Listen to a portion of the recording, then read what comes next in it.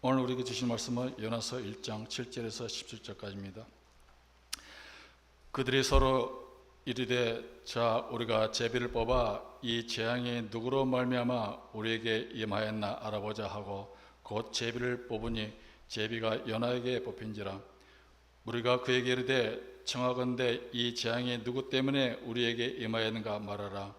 내 생업이 무엇이며 내가 어디서 왔으며 내 나라가 어디며 어디 민족에 속하였느냐 하니 그가 대답하되 나는 히브리 사람이요 바다와 육지를 지으신 하늘의 하나님 여호와를 경외하는 자로라 하고 자기가 여호와의 얼굴을 피함인 줄 그들에게 말했으므로 무리가 알고 심히 두려워하여 이르되 내가 어찌하여 그렇게 행하였느냐 하니라. 바다가 점점 흉흉한지라. 무리가 그에게 이르되 우리가 너를 어떻게 하여야 바다가 우리를 위하여 잔잔하겠느냐 하니 그가 대답하되 나를 들어 바다에 던지라. 그리하면 바다가 너희를 위하여 잔잔하리라. 너희가 이 큰 폭풍을 만난 것이 나 때문인 줄을 내가 아노라 하니라. 그러나 그 사람들이 힘써 노를 저 배를 육지로 돌리고자 하다가 바다가 그들을 향하여 점점 더 흉흉함으로 능히 못한지라. 우리가 여호와께 부르짖어 이르되 여호와여 구하고 구하오니 이 사람의 생명 때문에 우리를 멸망시키지 마옵소서. 무죄한 피를 우리에게 돌리지 마옵소서. 주 여호와께서는 주의 뜻대로 행하시니이다 하고 연날을 들어 바다에 던짐에 바다가 뛰노는 것이 곧 그친지라. 그 사람들이 여호와를 크게 두려워하여 여호와께 제물을 드리고 서원하였더라. 여호와께서 이미 큰 물고기를 예비하사 요나를 삼키게 하셨으므로 요나가 밤낮 3일을 물고기 뱃속에 있니라. 아멘. 안녕하십니까? 정말 지난 한 이틀 동안 많은 일들이 벌어져서 안녕하십니까 라는 인사로 시작이 되어야 될 것 같습니다. 추석 인사를 하기도 전에 안녕하십니까 라는 말씀을 먼저 드려야 되는 그런 상황인데 피해 없으시고요.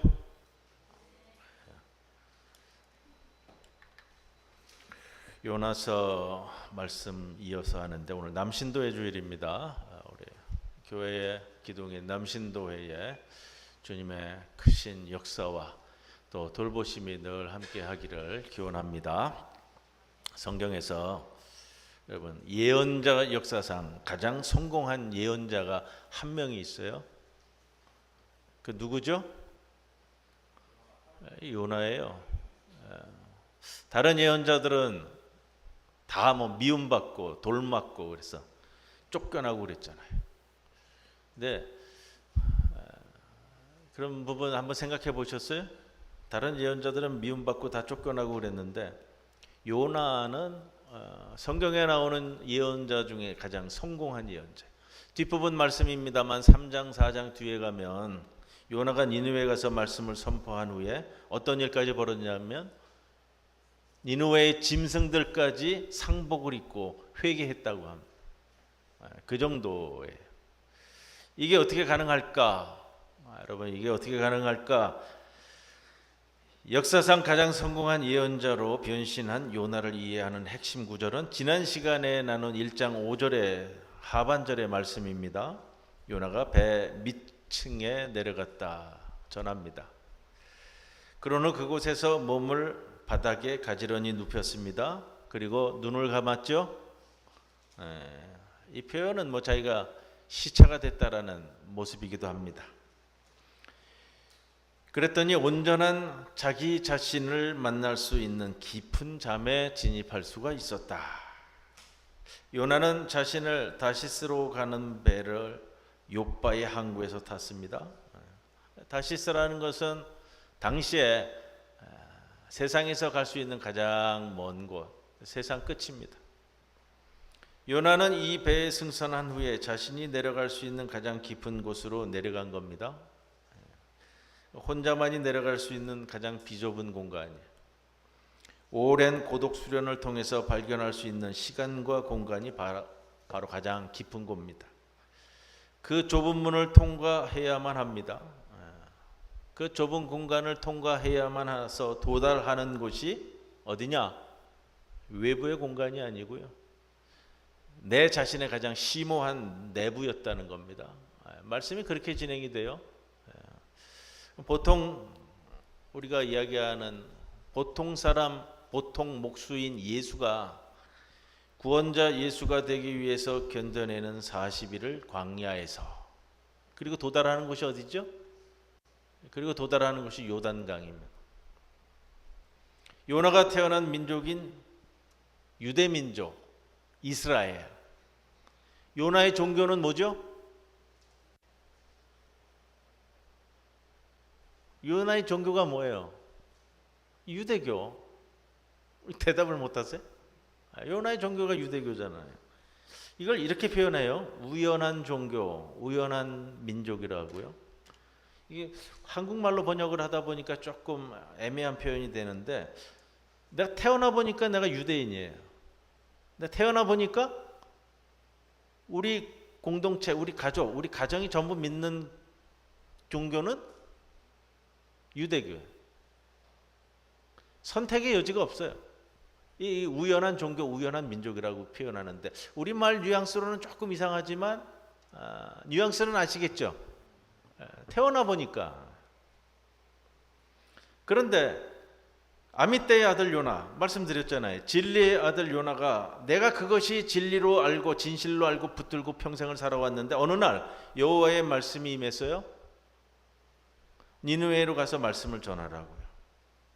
니느웨로 가서 말씀을 전한다는 것은 말씀드렸잖아요. 이게 그냥 쉽게 가는 게 아니에요. 내 신앙으로는 이게 할 수 없는 일이에요. 해서는 안 된 일이고, 내 신학으로서는, 내 믿음으로서는 이거 해야 될 일이 아니에요. 하면 안 되는 일이라는 거예요. 내 종교와 내 민족과 내 가정, 내 마을 공동체에서 내가 훈련받은 사람으로서는 이건 하면 안 된다는 거예요. 그런데 여호와의 말씀이 임해서는 하라 그러잖아요. 요나가 오늘 1장에서 그걸 극복해내는 장면을 차례차례 보여주는데, 그러면서 여러분에게 드렸던 말씀입니다.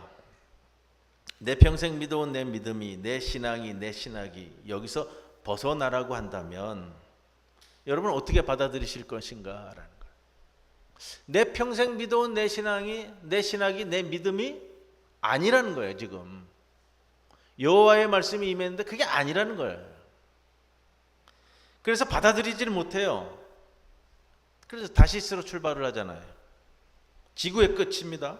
혹 거기는 야훼 하나님이 계시지 않는 곳이 되어서 내가 이걸 좀 벗어날 수 있지 않을까 해서 배를 탔는데, 배를 탔지만 내 심령이 부딪히는 거예요. 계속 여호와의 말씀과 내 전통과 내 믿음과 내 신앙이 계속 충돌하는 거잖아요.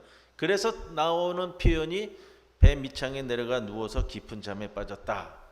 이 뼈 때리는 성찰 과정이라고 말씀을 드렸잖아요. 이 잠이라는 것이 독특한 단어를 써서 쓰이는 표현이 이 잠이지, 그냥 보통 늘 자는 잠이 아니라고 말씀을 드렸고요. 우리 남신도 오늘 주일을 맞아서 남신도 회원들 또 우리 모든 성도들에게 드리고 싶은 말씀은 그거예요. 항상 우리의 신앙을 점검하는 거예요. 내 자리에서 믿고 생각하고 성찰하고 있는 것이 이게 맞느냐. 세상은 항상 변하잖아요. 지금 여러분들 1970년대 80년대 믿던 신앙과 지금 2024년에 내가 믿고 있는, 내가 붙들고 있는 신앙이 이게 같진 않잖아요. 여러분들 아시잖아요. 어린이 주일학교 시절에 가지고 있었던 믿음과 지금의 내 믿음이 같지 않잖아요. 요나서 1장 5절에 요나의 통과 의뢰를 다음 세 가지 단계를 거쳐서 설명을 합니다. 첫째는 이게 내려가라는 거예요. 내려가십시오. 내려놓아야만 올라설 수 있고 일어설 수가 있기 때문이에요. 그래서 우리가 등산이라고 얘기하지만 등산 다음엔 하산이고요. 하산 다음에 다시 등산이에요. 우리 매일 밤 침대에 누울 때, 여러분 침대에 누워야만이 다음날 아침에 일어설 수 있는 거예요. 눕지 않으면 일어서지 못해요. 내려가는 것이 올라가는 겁니다. 누우십시오. 눕기라는 거는 자신을 가장 취약한 상태로 만드는 의도적인 행위예요. 눕는 행위는 눈을 감고 외부의 소리를 차단하고 오로지 내 숨소리만 의식하는, 결국 그 숨소리조차 들리지 않는 영원한 미궁으로 나를 몰아넣는 그런 용기란 말이에요. 지금 거기에 이르렀다라는 것이 요나의 모습입니다. 요나는 배 밑창에 내려간 후에 누웠습니다. 그리고 세 번째, 깊은 잠으로 진입하십시오. 깊이 자는 선잠이 아니에요. 이 깊은 잠은 요나를 애벌레에서 나비가 되게 만드는 거예요. 여러분, 기적은 이게 기적이에요. 다른 게 기적이 아니고요. 요나를 깊은 잠에 빠지게 한 후에 애벌레에서 나비로 만드는 과정이 이게 기적이란 말이에요. 인간은 세 번 태어난다고 말하잖아요. 첫째는 육체적으로 어머니로부터 태어나고요. 정신적으로는 학교에서 교육을 통해 태어나고요. 그리고 세 번째는 점점 경험이 쌓이고 나이가 들어가서 경륜이 쌓이고 연륜이 들어가면서 내 자신으로부터 다시 태어나는 거예요. 내 자신으로부터 다시 태어난 거, 이걸 영적인 탄생이라고 얘기해요. 이거를 진정한 나하고 만나는 과정이라. 하나님이 창조하신 진정한 나, 하나님이 만들어주신 진정한 나, 그 목적하에 놓여져 있는 나 자신과 만나는 과정이라고 얘기한단 말이에요. 오늘 본문 1장 17절을 보시면 이들이 혼돈에 빠져서 엄청난 폭풍이 오니까 선원들이 말하는 거예요. 제비 뽑자. 당시 제비 뽑는 건 아마 조약돌로 이렇게 표기를 해가지고 뽑았다고 그래요. 이 재앙이, 이 불운이 누구에서부터 왔느냐? 뭐 당연히 이 조약돌이 어디로 떨어졌느냐? 요나에게 떨어졌습니다. 여러분, 배가 출항을 할 때, 우리 배 타던 분은 우리 안치국 집사님 계시죠. 배 타고 갈 때 항구에서 만반의 준비를 다 하죠. 먹고 자고 입고 마시는 것. 책방골목 가가지고 이렇게 돌아다니다 보면 옛날에 무협지 이런 게 막 30권짜리 이런 게 있어요. 한번 물어봤어요. 도대체 이런 책은 누가 사가죠? 외항선 타는 사람들이 사간다고 그래요. 뭐 쉴 때마다 뭐 무료하니까 그걸 읽나 봐요. 또 안치국 집사님한테 물어보니까 그런 게 벌써 배에 몇십 질씩 쌓여져 있다고 그러더라고요. 그러니까 만반의 준비를 다 하고 간단 말이에요. 근데 도저히 준비할 수 없는 영역이 있어요. 요즘은 그래도 대충은 알지만 절대 준비할 수 없는 영역이 있어요. 그게 뭐냐면 날씨예요. 날씨. 날씨를 어떻게 합니까? 날씨를 의미하는 영어 단어가 weather란 말인데요. weather. 이 weather란 말은 본래 무슨 말이냐면 바람이란 뜻이에요. 여러분, 인간의 과학이 아무리 발전해도요, 바람을 통해 등장하는 자연재해를 막을 수 없어요. 바람이에요. 기상 안내를 하면, 기상 안내를 보시면 다 바람 얘기하죠.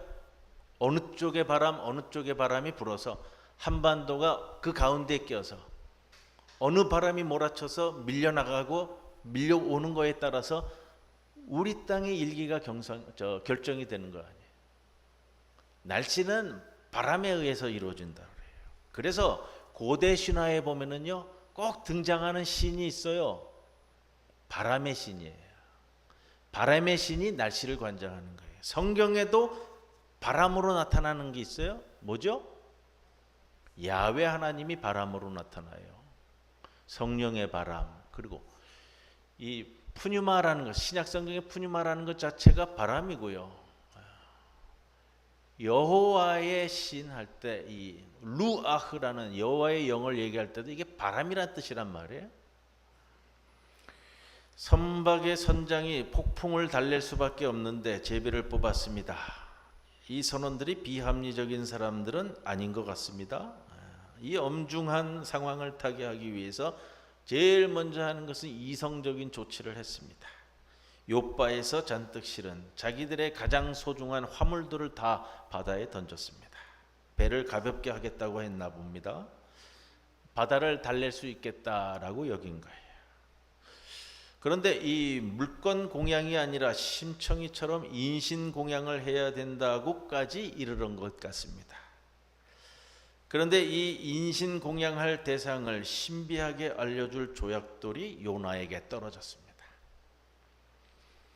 인생을 여러분 연극 무대에 많이 비유를 하거든요. 이건 가장 대표적으로 그리스 연극에서 많이 다루게 되는데, 우리의 인생의 이 연극판에 자기가 맡은 배역들이 있어요. 그거를 페르소나라고 그래요. 여러분들은 이 인생의 연극판에 올랐을 때 여러분에게 주어진 배역이 있는 거예요. 목사로서의 배역, 장로로서의 배역, 권사로서의 배역, 성가대 지휘자로서의 배역이 주어져 있다고요.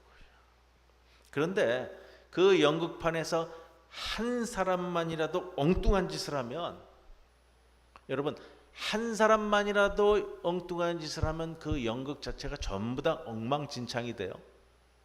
이거를 그리스 연극에서 계속 이야기한다고요. 우리나라에도 좀 그렇잖아요. 1948년이냐 1919년이냐로 한 녀석이 엉뚱한 짓을 하다 보니까 덩달아서 나라 전체가 지금 쑥대밭이 되잖아요. 한 사람의 실수가 때로는 공동체 전체에 치명적인 역할을 할 수 있어요. 지금 요나가 예언자로 자신의 역할을 망각하고, 실제적인 건 이거예요. 요나는 민족주의적인 신앙을 가지고 있고요. 애국심에 사로잡혀져 있어요.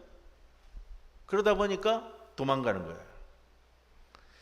8절에 그들이 요나한테 말합니다. 이 재앙이, 이 불행이 우리에게 온 경위를 말해달라. 제비가 너한테 떨어졌으니까 묻는 질문인데 좀 피상적이에요. 왜냐하면 그 전통적인 관점에서 벗어나질 못하니까, 당신 직업이 무엇이고 어디서 왔고 고향은 무엇이고, 전통적인 물음이거든요. 이렇게 갈 수밖에 없어요. 이 물음은 뭐냐면, 선원들이 자신에게 불어온 재앙을 다른 사람으로부터 발견하려고 애쓰는 거예요. 그들의 재앙을 내 자신이 아니라 남들로부터 찾는다는 얘기예요. 자신이 애지중지하는 재물을 바다에 바치면 바다가 잔잔하게 될 것이라고 착각하는 것이 이거예요. 내가 아니라 물건을 버리겠다. 선원들의 질문도 피상적이에요. 요나의 직업이 뭔지, 출발지가 어딘지, 고향이 어딘지, 민족에 대해서 묻는데, 악의 근원, 이 불행행, 재앙의 근원을 그 사람을 구성하는 피상적인 정보에서 찾는 거예요. 근데 9절에서 이제 요나가 말하죠. 요나의 태도가 깊은 잠을 자고 이제 일어났어요. 이 과정을 밟는 거예요. 깊은 잠을 자고 일어난 다음에 태도가 완전히 달라요. 1절에서 요나를 소개할 때 요나를 어떻게 소개하죠? 아미떼의 아들 요나. 그건 뭐 다시 설명 안 드려도 되죠? 이제 대답이 뭐예요? 네가 누구냐 하니까 뭐라고 대답해요? 나는 아미떼의 아들 요나입니다. 이렇게 안 나가잖아요. 뭐라고 그래요? 시브리 사람입니다. 하늘에 계신 하나님인 야훼를 저는 두려워합니다. 그는 바다와 육지, 육지는 마른 땅이에요. 바다와 마른 땅을 만드신 분입니다. 이 표현은요, 여러분 여러 가지 은유와 메타포를 가지고 있거든요. 첫 번째는 나는 시브리 사람입니다. 여러분 이 구약 이 요나서는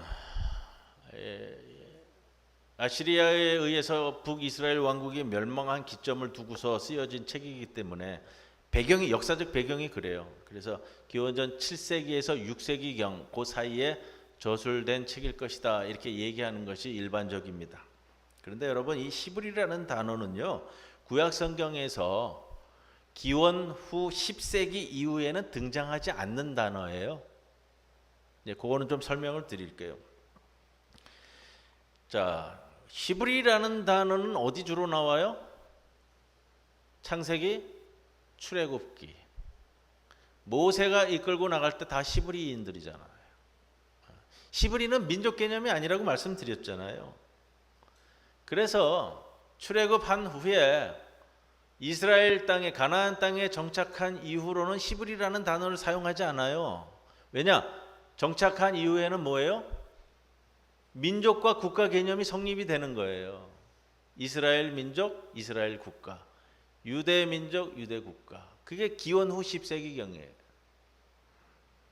성경에 보면은요, 이 히브리라는 단어는 언제 쓰이냐면 창세기, 출애굽기, 신명기에 나오고, 그 다음에 신약 성경에 나오는 히브리라는 개념은 그 옛날을 회상하면서 쓸 때 히브리라는 단어가 나와요. 그리고 어디 나오느냐? 예레미야서, 예언서에 2번 나오고 요나서에 유일하게 등장해요. 찾아보면 독특하게도 사무엘상, 사무엘 하에는 또 등장하잖아요. 사무엘상에 다윗 시대에만 이 히브리라는 단어를 써요. 자, 그렇다면 지금 기원 후 7세기, 6세기를 생각한다면요, 기원 후 10세기부터는 히브리라는 단어를 쓰지 않았는데 뜬금없이 요나가 나는 히브리 사람입니다 그러는 거예요. 쓰지 않은 이후로 거의 300년이 지났어요.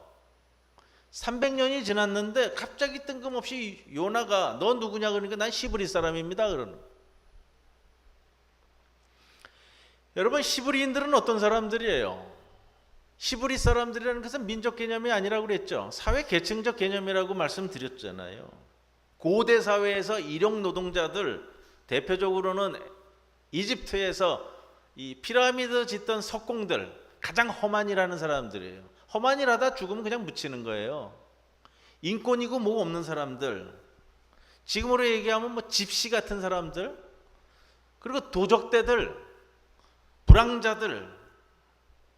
여러분, 고대 사회는 이 공동체가 있어 가지고요, 그 공동체의 경계선을 넘어가면 안 돼요.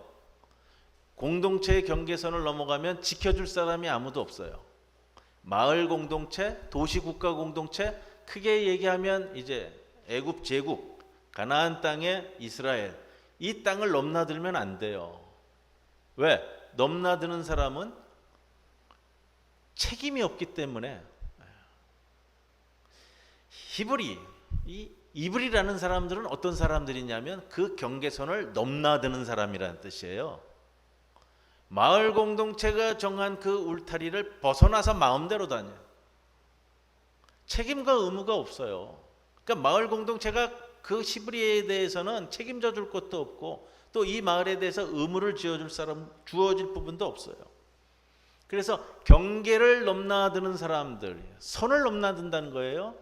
제가 뭐 우리 문익환 목사님 얘기 자꾸 하지만 문익환 목사님이 선을 넘어, 경계를 넘어 다니는 사람 아니에요. 우리의 전통적인 신앙에 의해서면 남북한이라는 이 휴전선을 넘어가면 안 되잖아요. 넘어가면 뭐예요? 국가보안법 위반. 근데 여호와의 말씀이 임하면 넘나드는 거예요.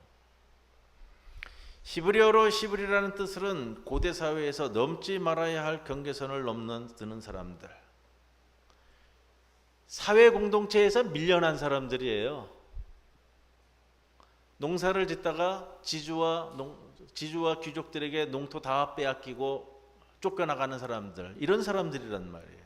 그래서 유대인들한테 가장 의미 깊은 절기가 뭐라고 그랬죠? 유월절. 유월절은 뭐예요? 유월. 넘어간다는 얘기예요. 담을 넘어간다는 뜻이에요. 경계를 넘나든다는 것은 도전적인 거예요. 지금 요나에게 주어진 것은 넘어가라는 얘기예요. 하나님께서 기존의 유대인들이 가지고 있는 사고방식과 신앙과 신학을, 믿음을 넘어서 니느웨 땅으로 넘어가라는 얘기잖아요. 그걸 못하겠으니까 요나가 주저주저해서 도망가잖아요.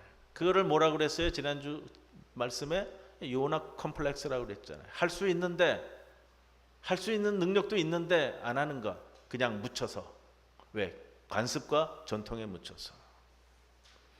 자신이 태어난 주어진 것에 익숙해요. 그래서 우연한 종교, 우연한 백성, 이스라엘 백성으로 유대교인으로서. 그러나 안주하지 않고 넘어가는 도전적인 인간을 히브리인이라고 그래요. 히브리인들이 정착을 해서 나라를 만든 게 이스라엘 기원전 10세기 이후에는 그래서 히브리라는 말이 쓰이지 않는 거예요. 그 단어가 기원전 10세기 이후에는 사라졌어요. 다 이스라엘 유다라고 그랬지 히브리라는 말을 안 썼는데 기원전 7세기 6세기에 히브리라는 단어가 다시 등장하는 거예요. 요나가 자신을 나는 히브리 사람입니다 라고 말합니다. 히브리인이라는 것은 건널 수 없는 경계를 넘어가려는 사람이에요. 나의 전통적인 신앙, 관습, 전통 니느웨로 가면 안 되고요. 갈 수도 없어요. 그걸 생각하지도 않아요. 그러나 요나가 깨닫는 거예요. 뭘 깨달았느냐? 하늘에 계신 야훼 하나님, 야훼 하나님은 생명을 주시는 분인데 그 야훼를 경외한다라고 번역했는데 여러분 이게 두려워한다라는 뜻이 맞아요. 여기서는 이게 같은 뜻으로 쓰이기도 하는데 그 하나님이 말씀하시면 내가 두려울 수밖에 없다. 그게 경외하는 거예요. 그리고 하는 말이 그 하나님은 뭐라 그래요? 바다와 육지를 만드신 분인데 이 구절 또한 깊은 은유를 가지고 있어요. 여러분 바다라는 말은 제가 욥기 할 때부터 굉장히 강조해서 말씀드렸습니다. 항상 혼돈을 상징한다고 그랬잖아요. 혼돈. 이 바다가 나를 죽이려고 달려오는 공간이란 뜻이에요. 신약 성경에서도 예수님이 제자들과 배를 타고 갈 때 항상 이 바다에서 문제가 폭풍이 일어나잖아요. 창세기에도 보면 창세기 1장의 창조 가운데 바다를 물로 나누어서 육지를 만들어요. 육지, 마른 땅을 만든다. 이게 창조 장면에 나오는데 하나님께서 이 세상을 창조할 때에 질서를 부여하는 장면이에요. 이렇게 곧 새로운 창조, 새 역사를 만들어 나갈 때에 바다와 마른 땅이 등장하는데요. 모세가 홍해 바다를 쳤더니 바다가 갈라져서 뭐가 나오죠? 마른 땅이 나와요. 그 마른 땅을 건너가는 거잖아요.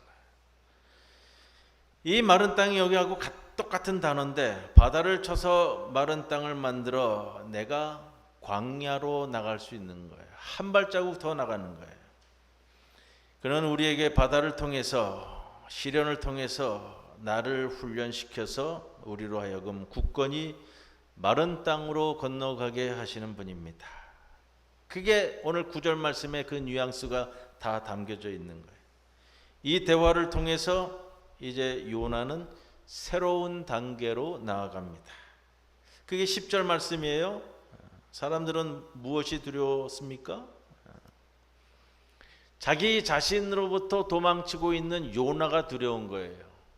자신이 책임을 지고 있는 요나가 야훼의 면전에서 도망치고 있다는 소리를 듣고 그걸 두려워하는 거예요. 요나는 선택받은 자로 해야 할 고유한 임무와 책임이 있는데 야훼로부터 도망친다는 것은 내가 내 자신이 되어야 할 그 자신으로부터 도망친다는 거예요. 여러분 비겁이라는 말의 뜻은요, 나에게 맡겨진 운명적인 의미를 망각하거나 소홀히 하여 대충 처리하는 게으름을 뜻하는 말이에요. 우리가 무엇을 해야 바다가 고요해질 수가 있겠습니까? 바다가 점점 흉흉해집니다. 11절에 우리가 각자에게 맡겨진 임무를 철저하게 행동하지 않으면 책임을 져야 되는 거예요. 선원들은 바다가 흉흉한 바다가 되어서 자신들이 뭘 해야 될지 요나에게 묻습니다. 요나가 이제 정확한 대답을 이루어가는 거예요. 이 어려운 상황을 핵심을 간파하고 해결책도 안고 있습니다. 그게 예언자예요. 예언자는 미래를 예언하는 것이 아니고요. 세상에 일어나는 현상을 그 원인을 간파하고 실마리를 풀어가는 자가 예언자예요. 원인을 꿰뚫어 오는 자. 이게 히브리어로 호째라는 예언자라는 뜻이란 말이에요. 12절에 말하죠. 나를 들어 바다에 던지라. 내가 해결해야 된다라는 거예요. 원인을 알기 때문에 해결책도 알고 있어요. 이게 엄청난 사건이죠. 나를 들어 바다에 던지면 바다가 당신들을 위해 잠잠해질 것이다. 왜 그래요? 폭풍이 왔다는 사실을 명확히 꿰뚫고 있기 때문에. 그런데 그거를 모르는 이 선원들에게는 이 너무 가혹한 일이에요. 가혹한. 그래도 어떻게 인신공양이라고 사람을 생매장하냐. 그래서 13절에 기록되어 있는 말씀입니다. 선원들이 육지로 가려고 노를 젓다. 근데 돌아갈 수가 없어요. 선원들이 마른 땅으로 가려고 노를 저었어요. 근데 왜 안 되죠? 이게 모세의 홍해 바다 장면에서 그대로 보여주는 거예요. 바다로 들어가야만 바다가 갈라져서 마른 땅이 나오는 거예요. 요나가 바다로 들어가야만 마른 땅이 나오는 거예요. 요나서가 이게 은유적으로 모든 걸 다 포함하고 있단 말이에요. 마른 땅을 의미하는 히브리어 이 아부샤라는 단어를 쓰는데요. 이 혼돈 안으로 들어가야만 밟을 수 있는 장소가 아부샤예요. 바다라는 혼돈 속에 직접 쳐 들어가야 마른 땅이 나오는 거예요. 그 마른 땅은 요나서에선 뭘로 나오죠? 오늘 마지막 절에 나오는 거예요, 그게. 그래서 요나서를 보면서 여러분 모든 것들을 다 동원해서 여러분들이 읽으셔야 돼요. 그리고 그걸 내 삶을 통해서 변화시켜야 되고요. 그 마른 땅이 어디예요? 그게 고래 뱃속이에요. 큰 물고기라고 나오면 큰 물고기라는 표현을 쓰는데 큰 물고기 안에 들어가서 며칠을 있어요. 3일을 있잖아요. 이게 3일 모티브예요. 또 예수 부활의 뜻을 이야기하는 3일 모티브가 다시 등장하잖아요. 15절에 그들이 요나를 들어 바다에 던지니 요동치던 바다가 멈추었습니다. 바다가 잠잠해지자 선원들은 요나가 신봉하는 야훼 하나님이 바다의 풍랑까지 관장하는 유일한 신이라는 것을 믿게 되었습니다.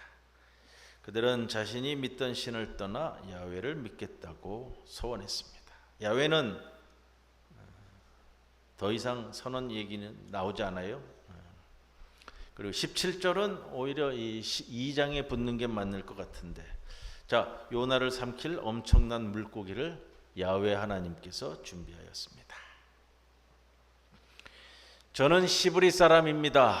하늘에 계신 주 하나님, 바다와 마른 땅을 지으신 그분을 경외하는 사람입니다. 이제 비겁한 요나와는 전혀 다른 사람이 됐습니다.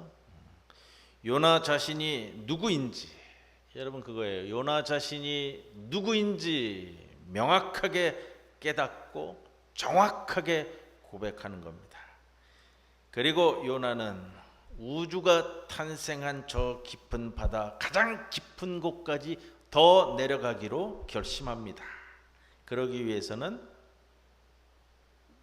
바다 괴물일 수도 있고요, 큰 물고기라고 표현되는 그 안으로 들어가야 된다는 겁니다.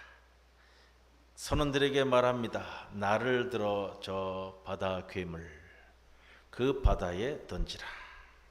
그러면 저 혼돈의 바다, 혼돈의 괴물이 잠잠해질 것이다.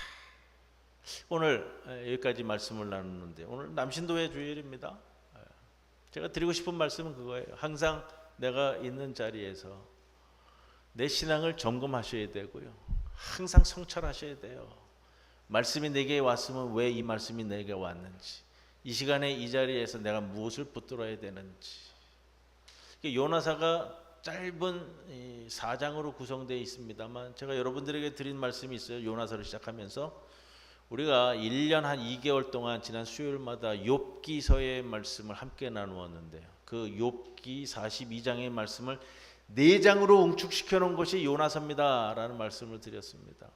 오늘 세 번째 시간 요나의 말씀을 나누었는데, 이 말씀을 통해 우리의 자리와 우리의 위치와 내 신앙과 내 믿음을 항상 성찰해서 전통적인 선에서 머물지 않고 좀 이렇게 선을 넘어 더 나아갈 수 있는 남신도회와 또 우리 모든 성도가 되기를 주님의 이름으로 간절히 축원을 드립니다. 고마우신 아버지 하나님, 오늘도 주님의 주시는 말씀을 통해 이 자리에 있게 하심을 감사드립니다. 오늘 요나를 통해서 주시는 말씀을 붙들고 우리에게 인위적으로 정해진 그 경계선을 허물고 하나님께 더 나아가는 주의 아름다운 백성들 되게 하옵소서. 감사드리며 예수님의 이름으로 기도드리옵나이다. 아멘.